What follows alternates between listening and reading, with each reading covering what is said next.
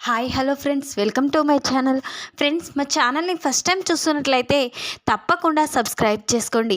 అలాగే వీడియో నచ్చినట్లయితే తప్పకుండా లైక్ చేయండి. స్టోరీలోకి వెళ్ళినట్లయితే ఇక ఈరోజైతే జీవన ఆనంది రూమ్లో వెతుకుతూ ఉంటుంది కదా, పేపర్ కోసం, ఫైల్ కోసం.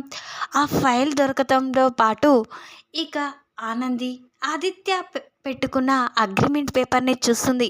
వెంటనే జీవన ఆ పేపర్ని చూసి ఇక ఒక్కసారి షాక్ అయిపోతుంది. ఇదేంటి, ఆదిత్య ఆనందిని అగ్రిమెంట్ ప్రకారం 1 ఇయర్తో ఇక పెళ్లి చేసుకున్నాడా అని ఇక చాలా సంతోషపడుతుంది జీవన అయితే. అలాగే అయితే ఆనందికి బావగారితో సంతోషం అనేది లేదు కదా. అయితే ఆనంది రోజు బాధపడుతూనే ఉంటుంది. నేను వేరుగా ఆనందిని పట్టాలని చూస్తున్నానేంటి అని ఇక చాలా సంతోషపడుతూ ఉంటుంది జీవన అయితే. అప్పుడే ఇక ఆనందికి బావగారి మధ్యలోనే ఇది అగ్రిమెంట్ గురించి ఉంది. అగ్రిమెంట్ గురించి ఇంట్లో వాళ్ళకి ఎవరికీ తెలియదు. అయితే ఈ అగ్రిమెంట్ గురించి ఇంట్లో వాళ్ళందరికీ తెలియజేసి ఆనందిని బాధ పెట్టాలి అని జీవన అనుకొని వెంటనే ఆ అగ్రిమెంట్ని తీసుకొని బయటికైతే వస్తుంది. అప్పుడే ఇక అందరూ జీవన దగ్గర పేపర్ని చూసి, ఏంటి జీవన, అదేం పేపర్ అని అడుగుతూ ఉంటుంది సునంద అయితే. అప్పుడే ఇక అత్తయ్య గారు, ఇన్ని రోజులు మనందరికీ తెలియని ఒక నిజం ఉంది ఇక బావగారికి ఆనందికి మధ్య అని చెప్పగానే సునంద, శశికాంత్, చైతన్య అందరూ షాక్ అయి చూస్తూ ఉంటారు. అదేంటి, ఆనందికి ఆదిత్యకి మధ్య ఉన్న సీక్రెట్ ఏముంటుంది అని సునంద అనగానే ఆనంది ఇక బావగారు ఇద్దరు ఇక అగ్రిమెంట్ ప్రకారం పెళ్లి చేసుకున్నారు. వాళ్ళు 1 ఇయరే కలిసి ఉంటామని ఈ అగ్రిమెంట్ పేపర్లో సైన్ కూడా చేసుకున్నారు అని చెప్పగానే సునంద, ఇంట్లో వాళ్ళంతా షాక్ అయిపోతారు. ఇదేంటి, అగ్రిమెంట్ పేపర్ ఏంటి అని ఇక సునంద అనగానే అప్పుడే ఆదిత్య వెంటనే, అమ్మ ఈ విషయం నేను ఎవరికి చెప్పొద్దని, ఇక ఆ తర్వాత ఎలాగో మీకు తెలిసిపోతుందని అనుకున్నాను అని ఇక ఆదిత్య అనగానే, ఏంట్రా అగ్రిమెంట్ ఏంటి, 1 ఇయర్ కలిసి ఉండడం ఏంటి అని అంటూ ఉంటుంది సునంద అయితే. అప్పుడే ఇక ఆదిత్య అయితే, అవునమ్మా, నేను ఆనందిని అగ్రిమెంట్ ప్రకారమే పెళ్లి చేసుకున్నాను. ఆనందిపై ఇష్టం ఉందని నేను మీకు చెప్పలేను కదా. నేను మీరు బాధపడకూడదని ఆనందిని పెళ్లి చేసుకున్నాను. కానీ ఆనందిని ముందే అడిగాను. పెళ్ళికి చేసుకోవడానికి ముందే ఆనందిని ఈ అగ్రిమెంట్కి ఓకే అయితేనే సంతకం చేసి నేను పెళ్లి చేసుకోవడానికి ఒప్పుకో అని చెప్పాను. ఆ తర్వాత ఆనంది కూడా అలా జ్యోతమ్మ ఇక వాళ్ళు ఇక బాధపడకూడదని, ఇక మీరు బాధపడకూడదని నేను ఇద్దరం కలిసి ఈ అగ్రిమెంట్ ప్రకారమే పెళ్లి చేసుకున్నాము. ఇక నాకు 1 ఇయర్ తర్వాత ఆనంది ఇక నుంచి వెళ్ళిపోతుంది అని చెప్పగానే శశికాంత్, సునంద, చైతన్య స్టన్ అయిపోతారు. అప్పుడే చైతన్య, ఏంటన్నయ్యా, వదినని మీరు అగ్రిమెంట్ ప్రకారం పెళ్లి చేసుకోవడం ఏంటి, నీకేమైనా అర్థమవుతుందా? వదిన ఎంత మంచిదో నీకు తెలుసు కదా. వదిన నిన్ను ఆ పరిస్థితిలో ఉన్నప్పుడు కూడా నిన్ను వదిలేసిపోయినా అందరూ, ఆ వదిన మాత్రం నిన్ను వదిలేసి పోలేదు కదా. ఇక వాళ్ళ జ్యోతమ్మ కోసమో ఎవరి కోసం అవుతుంది నిన్ను పెళ్లి చేసుకోవడానికి ఒప్పుకుంది ఆ పరిస్థితిలో ఉన్నా. కానీ అలాంటి వదినని ఒక 1 ఇయరే కలిసి ఉండడం ఏంటి, మాకేమీ అర్థం కావడం లేదన్నయ్య, నీ నిర్ణయం మార్చుకో అని చైతన్య అంటూ ఉంటాడు. అప్పుడు సునంద కూడా, అవునరా, ఆనంది గురించి మనకు తెలిసిందే. ఆనంది మంచితనం, ఆనంది ఎంత గొప్పదో తెలుసు. అలాంటి ఆనందిని బాధ పెట్టకూడదురా అని సునంద అంటూ ఉంటుంది. అప్పుడే ఇక ఆదిత్య, ఎవరు మాట్లాడొద్దమ్మా, ఆనంది ఆ అగ్రిమెంట్కు ఒప్పుకొనే నాతో పెళ్లి చేసుకోవడానికి ఒప్పుకుంది. ఆనందికి లేని బాధ మీకందరికీ ఎందుకు, ఆనంది ఖచ్చితంగా నన్ను విడిపోవడానికి ఒప్పుకుంది. ఇక తిరిగి మీరెవ్వరూ మాట్లాడకూడదు. ఇక 4 నెలలు గ్యాబే ఉంది. ఆ 4 నెలలలో ఆనంది నన్ను విడిచి వెళ్ళిపోతుంది. ఇక తను వెళ్ళిపోవడానికి తను సిద్ధంగానే ఉంది. ఇక మీరెవరూ మాట్లాడకూడదు అని అంటూ ఉంటాడు ఆదిత్య అయితే. అప్పుడే సునంద, నువ్వు ఏం మాట్లాడుతున్నావో నీకు అర్థమవుతుందారా అని అంటూ ఉంటుంది. ఏంటమ్మా, నేను ఆ రోజు ఆనందిని పెళ్లి చేసుకోవడానికి నువ్వే కారణం, నువ్వు బాధపడకూడదనే నేను ఆనందిని పెళ్లి చేసుకున్నాను. మళ్ళీ నువ్వు ఇలా మాట్లాడడం నాకు ఇష్టం లేదమ్మా. ఇక ఆనందిని ఈ 4 నెలల్లో నేను పంపించేశాను. ఇక మీరెవ్వరూ మాట్లాడకూడదు. మీ మాట కాదని నేను ఏ పని చేయడం లేదు కదా! మీరు కూడా నా మాట కాదనొద్దు అని ఇక ఆదిత్య ఇంట్లో వాళ్ళందరికీ చెప్పేస్తాడు. ఇక ఆనంది అయితే చాలా బాధపడుకుంటూ రూమ్‌లోకైతే వెళ్ళిపోతుంది. ఇక సునంద అయితే ఇదేంటి అసలు ఆదిత్య ఇలా చేయడం ఏంటి అని సునంద కూడా చాలా బాధపడుతూ ఉంటుంది. వెంటనే ఇక సునంద సోఫాలో కూర్చొని ఉండగా ఒంటరిగా ఉన్న సునంద దగ్గరికి శశికాంత్ వచ్చి, ఏంటి సునంద, ఆదిత్య ఏం చేస్తున్నాడో అర్థమవుతుందా? ఆనందిని వదిలిపెట్టడం ఏంటి 1 ఇయర్‌లో? అసలు ఆదిత్యకి ఏమైనా అర్థమవుతుందా అని శశికాంత్ అంటూ ఉంటాడు. అది నాకు కూడా అర్థం కావడం లేదండి. నాకు కూడా ఆదిత్య ఆనంది ఆ పరిస్థితిలో చూస్తే చాలా బాధగా ఉంది. ఆనందిని మనం మోసం చేసిన వాళ్ళం అవుతాం. ఎలాగైనా ఆదిత్యని ఆనందితో కలిసి ఉండేలా చేయాలి. ఏం చేయాలి? ఆదిత్య మనం మాట్లాడుతూనే మాట్లాడొద్దని అంటున్నాడు. ఏం చేయాలి అని అంటూ ఉంటుంది సునంద అయితే. అప్పుడే చైతన్య కూడా, అవునమ్మా, ఆనంది వదిన అన్నయ్యే ఎప్పటికీ కలకాలం కలిసి ఉండాలి. మనం వాళ్ళిద్దరూ కలిసి ఉండడానికి ఏదైనా చేద్దాం అని చైతన్య కూడా అంటూ ఉంటాడు. ఇక జీవన మాత్రం రూమ్లోకి వెళ్ళి డ్యాన్స్ వేస్తూ చాలా సంతోషపడుతూ ఉంటుంది. అప్పుడే ఇక ఆనంది, నీకు 1 సంవత్సరంలోనే ఇంట్లో నుంచి వెళ్ళిపోతావు. ఇక నాకు చాలా సంతోషంగా ఉంది. నిన్ను ప్రతిసారి ఇంట్లో వాళ్ళు పొగుడుతుంటే నువ్వు సంతోషంగా ఉన్నావని అనుకుంటున్నాను. కానీ నీకు లోపల ఇంత పెద్ద బాధ ఉందని నాకు తెలీదు. నువ్వు రోజు కుమిలిపోతున్నావని తెలిస్తే నిన్ను ఇక ఇలా బాధ పెట్టేదాన్ని కాదు. ఇక నువ్వు అలా బాధపడుతుంటే నాకు చాలా సంతోషంగా ఉంది. నాకు ఈ నిజం తెలిసిన కాడ నుండి చాలా సంతోషంగా ఉంది అని ఇక జీవన అయితే చాలా సంతోషపడుతూ ఉంటుంది. అప్పుడే ఇక ఎలాగైనా ఆనందిని ఇంకా బాధ పెట్టాలి. ఇక ఆనంది బాధపడాలంటే వాళ్ళ అమ్మా నాన్నలకు కూడా ఈ విషయం చెప్పాలి. వాళ్ళకి తెలీదు కదా, వాళ్ళు బాధపడతారు. ఆ బాధని చూడలేక ఆనంది కూడా కుమిలిపోతుంది అని జీవన అనుకొని వెంటనే ఇక ఆనంది వాళ్ళ అమ్మా నాయన సింహాద్రి పద్మమ్మలకి ఫోన్ చేస్తుంది. వెంటనే సింహాద్రి, ఎవరమ్మా అని అంటూ ఉంటాడు. నేను జీవనని అని చెప్పగానే ఒక్కసారే షాక్ అయిపోతాడు సింహాద్రి అయితే. ఏంటి జీవనమ్మా, ఎందుకు ఇప్పుడు ఫోన్ చేశావు అని అంటూ ఉంటాడు సింహాద్రి అయితే. అప్పుడే మీకు ఒక విషయం చెప్పాలని ఫోన్ చేశాను. ఇక్కడ ఆనంది పరిస్థితి ఏమీ బాగోలేదు అని చెప్పగానే సింహాద్రి పద్మమ్మలు షాక్ అయిపోతారు. ఏంటయ్యా, ఏంటి మన బిడ్డ పరిస్థితి బాగోలేదనడం ఏంటి?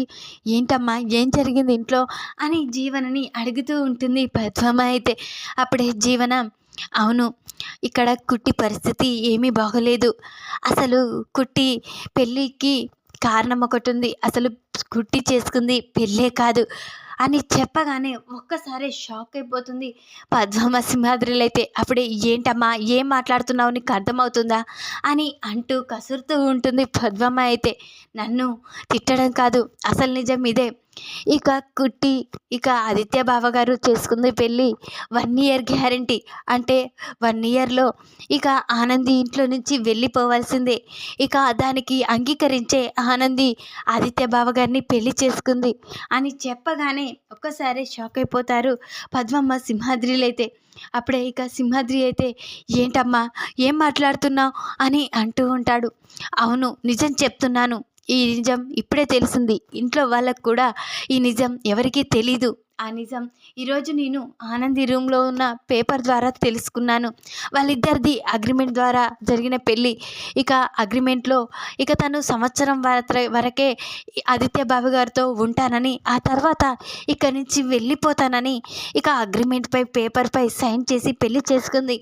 ఇదంతా ఇప్పుడే తెలిసింది అని చెప్పగానే ఒక్కసారే ఇక షాక్ అయిపోతాడు సింహాద్రి అయితే. ఇక అలాగే కుప్పగూలి పడిపోతాడు. అప్పుడే ఇక పద్మం అయితే ఏంటయ్యా ఏమైందయ్యా అని అంటూ ఉంటుంది. ఇక జీవన్ అయితే అసలు నిప్పు ఇప్పుడు రగిలిపోతుంది అని ఇక చాలా సంతోషంతో ఉంటుంది. అటుపక్క పద్మం అయితే సింహాద్రిని లేయా లేయా అని అంటూ ఉంటుంది. అప్పుడే సింహాద్రి అయితే కళ్ళు తిరిగి కింద పడిపోవడంతో అరుస్తూ ఉన్న పద్మమ్మ దగ్గరికి ఇక జ్యోతి వస్తుంది. ఏంటమ్మా ఏంటి పద్మమ్మ ఏం జరిగింది అని అంటూ ఉంటుంది. అప్పుడే ఇక పద్మమ్మ అయితే ఇక నా బిడ్డ పరిస్థితి తెలుసుకొని ఇక్కడ ఈయన కుప్పగూలిపోయారు అని ఇక అనగానే వెంటనే ఇక డాక్టర్కి ఫోన్ చేసి జ్యోతి డాక్టర్ని పిలిపించి ఇక సింహాద్రిని అయితే కోలుకునేలా చేస్తుంది. ఆ తర్వాత అసలు కుట్టికి ఏం జరిగింది, కుట్టికి ఆ ఇంట్లో పరిస్థితి బాగోలేదనడం ఏంటి అని జ్యోతి అంటూ ఉంటుంది. అప్పుడే ఇక అవునమ్మా మీ వల్ల ఆ రోజు నా బిడ్డ మీరు బాధపడకూడదని ఆ ఆదిత్య బాబుని పెళ్లి చేసుకుంది, కానీ ఆ జరిగిన పెళ్ళి నిజమైన పెళ్ళి కాదమ్మా అని పద్మమ్మ చెప్పగానే జ్యోతి ఒక్కసారే షాక్ అయిపోతుంది. ఏంటి పద్మమ్మ ఏం మాట్లాడుతున్నావు అని అంటూ ఉంటుంది. అవునమ్మా మీరు బాధపడకూడదని నా బిడ్డ పెళ్లి చేసుకున్న మాట నిజమే, కానీ ఆ పెళ్ళి మాత్రం 1 సంవత్సరం మాత్రమే ఆదిత్య బాబు గారితో నా బిడ్డ కలిసి ఉంటానని ఒప్పుకొని ఇక ఒక అగ్రిమెంట్పై సంతకం చేసి పెళ్లి చేసుకుందంట అని చెప్పగానే జ్యోతి స్టన్ అయిపోతుంది. ఇదేంటి పద్మమ్మ కుట్టి అలా చేయడం ఏంటి అని అంటూ ఉంటుంది జ్యోతి అయితే. అవునమ్మా ఇప్పుడే నీ బిడ్డ ఫోన్ చేసి గా విషయం చెప్పింది. ఇక గా విషయం తెలుసుకున్న నా పెనిమిటి కళ్ళు తిరిగి పడిపోయాడు. ఇక అటు నా బిడ్డ పరిస్థితి ఏంటో నాకు భయంగా ఉంది అని ఇక ఏడుస్తూ ఉంటుంది పద్మమ్మ అయితే. అప్పుడే జ్యోతి అయితే లేదు పద్మమ్మ అసలు నిజమేంటో తెలుసుకోవాలి, ఆ తర్వాత ఇక కుట్టి పరిస్థితి ఇక వాళ్ళిద్దరూ కలిసేలా కుట్టిని ఇక విడిపోయేలా చేయం కదా మనం అని అంటూ ఉంటుంది జ్యోతి అయితే. ఏంటో అమ్మ ఆదిత్య బాబు గారే ఇలా చేశారంటే వాళ్ళిద్దరూ కలిసి ఉండడానికి ఒప్పుకుంటారా? ఇక ఆదిత్య బాబు గారు నా బిడ్డని వదిలేశాడేమో అని ఇక ఏడుస్తూ ఉంటుంది. అప్పుడే ఇక పద్మమ్మ అయితే అప్పుడే సీను అక్కడికి వస్తాడు. ఏంటి మామ ఏమైంది, ఎందుకు ఇట్లా ఉన్నారు అని అంటూ ఉంటాడు. ఇక సీను అయితే అప్పుడే సీనుని చూసిన పద్మమ్మ అయితే ఇక నా బిడ్డ పరిస్థితి ఏమీ బాగోలేదు సీను అని ఏడుస్తూ ఉంటుంది. అప్పుడే ఇక సీను అయితే ఏంటమ్మా ఏం జరిగింది అసలు అని అంటూ ఉంటాడు. అప్పుడే జ్యోతి అయితే ఇక మనని కుట్టి మోసం చేసింది, కుట్టి మేము మంచిగా ఉండాలని, మేము సంతోషంగా ఉండాలని, మేము బాధపడకూడదని తను బాధపడుతుంది అని చెప్పగానే సీను ఒక్కసారే షాక్ అయిపోతాడు. ఏంట్లాయరమ్మా ఏం మాట్లాడుతున్నావో నాకేమీ అర్థం కావడం లేదు, అమ్మాడికి ఏం జరిగింది అని అంటూ ఉంటాడు సీను అయితే. అప్పుడే ఇక సీను అనగానే ఇక జ్యోతి అయితే అవును సీను అసలు కుట్టి పెళ్లి చేసుకోవడానికి కారణం మేము, కానీ పెళ్లి చేసుకున్న తర్వాత ఇక తన అసలు నిజం ఏంటో తెలిసింది. ఇక కుట్టి ఆదిత్యని పెళ్లి చేసుకుంది ఒక అగ్రిమెంట్ ప్రకారం. తను ఆదిత్య 1 సంవత్సరం వరకే కలిసి ఉండడానికి ఒప్పుకొని ఇక అగ్రిమెంట్పై సైన్ చేయించుకున్నాడు ఆదిత్య. తను తన తల్లి కోసం ఈ పెళ్లి చేసుకోవడానికి ఒప్పుకున్నాడంట. ఇటు ఆనంది ఏమో నా కోసం ఈ పెళ్లి చేసుకుంది, తనలో తానే రోజు కుమిలిపోతుంది, ఈ నిజం ఈరోజు తెలిసింది అని జ్యోతి సీనుకి చెప్పగానే వెంటనే సీను ఏంటి లాయరమ్మా అమ్మాడి పరిస్థితి అలా ఉందా అని ఇక అంటూ ఉంటాడు. అవును సీను ఎలాగైనా ఆనంది ఆదిత్య విడిపోకూడదు, వాళ్ళిద్దరూ కలిసి ఉండాలి, దానికి ఏదైనా నేను చేస్తాను. ఇక ఈరోజు ఆనంది అలా బాధపడుతుందంటే కారణం ఇక ఈ జీవన వల్లే ఇదంతా. జీవన ఆ రోజు పెళ్లిపీటల నుంచి వెళ్ళకపోతే ఈరోజు ఆనంద్ ఇంత బాధపడేది కాదు, వేరొకరిని పెళ్లి చేసుకొని సంతోషంగా ఉండేది. ఇదంతా ఈ జీవన వల్లే అని చాలా కోపంతో అక్కడి నుంచి జ్యోతి అయితే నేను ఇక ఆ జీవన సంగతి చూసి ఆ తర్వాత ఆదిత్యని ఆనందని కలుపుతాను, అసలు నిజమేంటో చెప్పేశాను అని జీవన చాలా కోపంతో ఇక అక్కడికి సునంద ఇంటికి అయితే వెళ్తుంది. అప్పుడే ఇక సునంద ఇంటికి వెళ్ళిన జ్యోతిని చూసి ఇక అక్కడ సునంద ఎవరు, ఎందుకు వస్తున్నారు మా ఇంటికి, ఎన్నిసార్లు చెప్పాలి, సిగ్గనేది లేదా అని సునంద అరుస్తూ ఉంటుంది. నేను ఒక విషయం గురించి తేల్చుకోవాలనే వచ్చాను అని జ్యోతి అనగానే ఇక అప్పుడే అక్కడున్న సెక్యూరిటీని వాళ్ళ దగ్గరని పంపించమని చెప్తారు. అప్పుడే ఇక అక్కడికి సీను అటు సింహాద్రి పద్మమ్మలు కూడా వస్తారు. కానీ సెక్యూరిటీ గార్డ్ మాత్రం వాళ్ళని లోపలికి పంపించకుండా అలానే ఆపుతూ ఉంటారు. అప్పుడే ఇక సీను అయితే అరుస్తూ ఉంటాడు. అమ్మాడికి న్యాయం జరగాలి, అమ్మాడికి న్యాయం జరగాలి అని అరుస్తూ ఉంటాడు సీను అయితే. అప్పుడే ఇక జ్యోతి అయితే, ఏంటి ఆదిత్య, నువ్వేం చేస్తున్నావో నీకు అర్థమవుతుందా? నువ్వు ఆనందితో కలకాలం కలిసుంటానని తాళి కట్టావు, మరేంటి ఇప్పుడు అగ్రిమెంట్ ప్రకారం పెళ్లి చేసుకున్నానని, సంవత్సరం వరకే కలిసి ఉంటామని చెప్తున్నావు అని ఇక జ్యోతి అయితే ఆదిత్యని నిలదీస్తుంది. అప్పుడే ఆదిత్య, నేను నా అమ్మ కోసం నేను పెళ్లి చేసుకున్నాను, ఆనంది ఈ అగ్రిమెంట్ కోసం ఒప్పుకుంది, మీరెవరు నాకు చెప్పడానికి? ఈరోజు నేను ఈ పరిస్థితిలో ఉండి ఇక ఆనందిని పెళ్లి చేసుకోవడానికి కారణం నువ్వు. నేను ప్రేమించిన అమ్మాయిని నేను దూరం చేసుకున్నాను, దానికి కారణం నువ్వు అని అరుస్తూ ఉంటాడు ఆదిత్య అయితే. అప్పుడే ఇక జ్యోతి అయితే, లేదు ఆదిత్య, అసలు నీకు ఎలా చెప్పాలో అర్థం కావడం లేదు. ఆ రోజు నా జీవన పెళ్లి పీటల నుంచి వెళ్ళిపోవడం వల్ల ఈరోజు నా కోసం ఇక ఆనంది ఈ అగ్రిమెంట్ ప్రకారం నిన్ను పెళ్లి చేసుకోవడానికి ఒప్పుకుంది. నువ్వేమో మీ అమ్మ కోసం ఒప్పుకున్నావు. అసలు నువ్వు నా మీదే కదా నీ కోపం, ఇక నా మీద తేల్చుకోవాలి, కానీ ఆనంది జీవితం మాత్రం ఇక బాధ పెట్టకూడదు. ప్లీజ్ మిమ్మల్ని ప్రాధేయపడుతున్నాను, ఎప్పటికీ ఆనందితోటి సంతోషంగా ఉండండి, మీరిద్దరూ విడిపోకూడదు, నా వల్ల ఆనంది బాధపడకూడదు అని జ్యోతి బాధపడుతూ ఉంటుంది ఇక ఆదిత్య ముందు. అప్పుడే, లేదు, నీ వల్ల ఈరోజు నేను ఈ పరిస్థితిలో ఉన్నాను. ఇక నీ కూతురు నన్ను మోసం చేసింది, పెళ్లి పీటల నుంచి వెళ్ళిపోయింది, అయినా నీ కూతుర్ని ఈ ఇంట్లోకి రానిచ్చానంటే నా తమ్ముడే కారణం.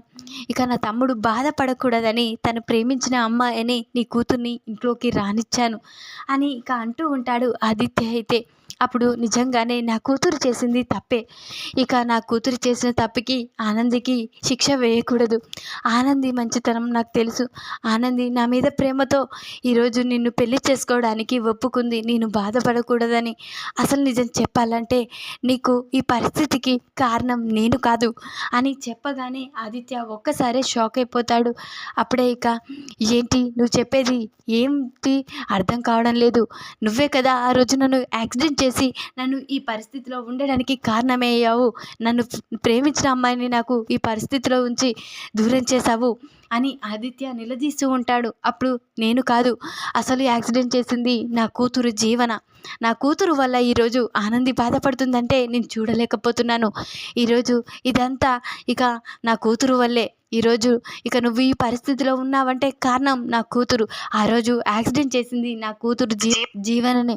ఇక ఆ రోజు నా కూతురు ఒక నిందితురాలు కాకూడదని ఇక నేను ఆ బాధ నాలో పెట్టుకొని ఆ నింద నాపై వేసుకున్నాను.